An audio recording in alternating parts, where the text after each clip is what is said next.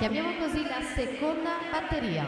In corsia 1 Maurizio Venturuzzo, alla 2 Thomas Caser, alla 3 Alessandro Coan, alla 4 Alessandro Antonio Giangreco, alla 5 Andrei Golubovic, alla 6 Leonardo Posanzini, il 7 Cosimo Guarducci, alla 8 Tommaso Stefani.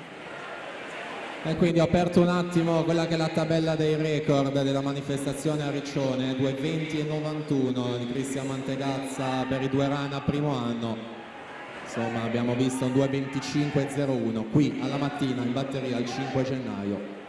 Davvero super prestazioni. In acqua, come detto, con le junior, o meglio con i ragazzi, secondo e terzo anno, batteria numero 1.